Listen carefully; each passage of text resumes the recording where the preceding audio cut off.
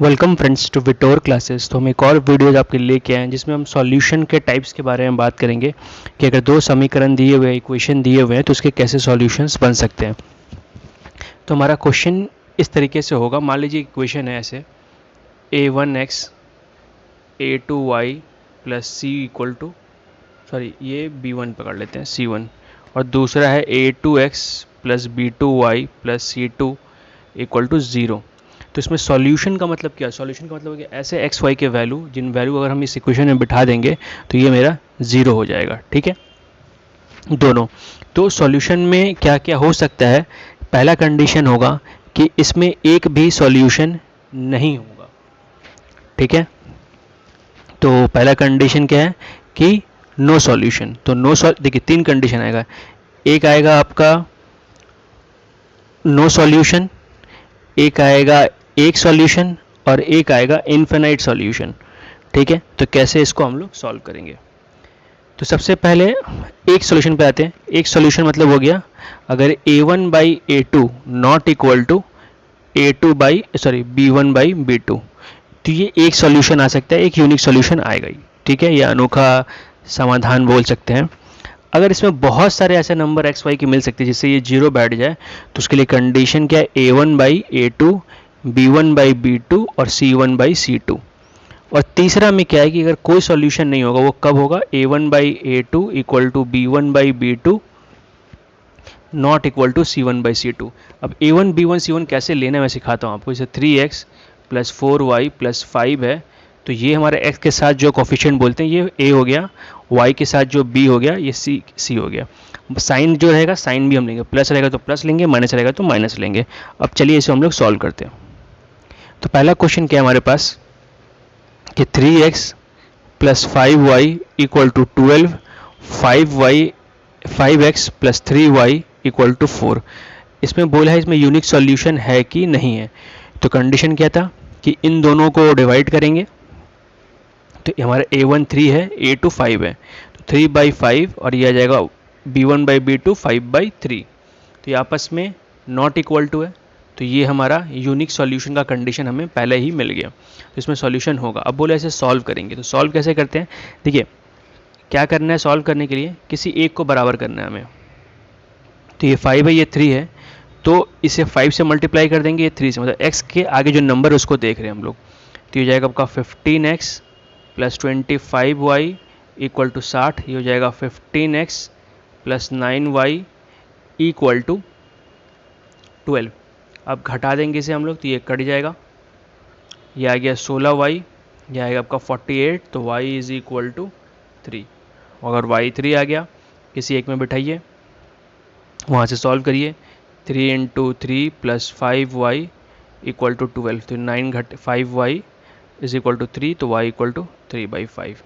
ऐसे इसको हम लोग सॉल्व कर सकते हैं। ठीक है, अगला क्वेश्चन, मेनली इसमें सॉल्यूशन के बारे में बात करना है, तो आप इक्वेशन सॉल्विंग हम लोग धीरे धीरे, बेसिकली यही तरीका होता है। और भी तरीके हैं, 3 तरीके होते हैं, ये हमने सीखा, इसको बोलते हैं एलिमिनेशन मेथड, एक मेथड ऑफ सब्स्टिट्यूशन, दूसरा होता है क्रॉस मल्टीप्लिकेशन। तो 3 मेथड ऐसे हम लोग सीख सकते हैं, बट फिलहाल ये सीखते हैं हम लोग। अब इसमें बोला है कि एक ऐसे वैल्यू निकाली जिसके लिए यूनिक सॉल्यूशन है। तो यूनिक सॉल्यूशन की कंडीशन क्या है? a1 by a2 not equal to b1 by b2। तो a1 हमारा इसमें 5 है, a2 हमारा जो x के आगे वो देखेंगे, ये 2 हो गया, b के आगे कितना है? -7, और ये, तो यहाँ से इसको हम लोग ऐसे ले आएंगे, तो नॉट इक्वल टू ही रखेंगे, 2 ऊपर चला गया तो -14 ये आ गया। तो k का वैल्यू जब -14/5 नहीं होगा तब इसमें यूनिक सॉल्यूशन आएगा। ठीक है, मतलब 14/5 होगा तो यूनिक सॉल्यूशन नहीं होगा, ये बताने का मतलब है।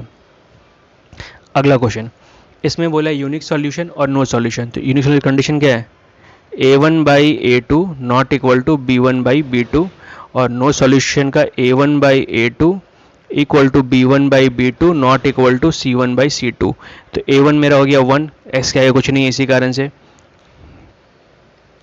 और यहाँ पे हो गया 3 सेकेंड वाले में, और दूसरे वाले में हो गया 2k।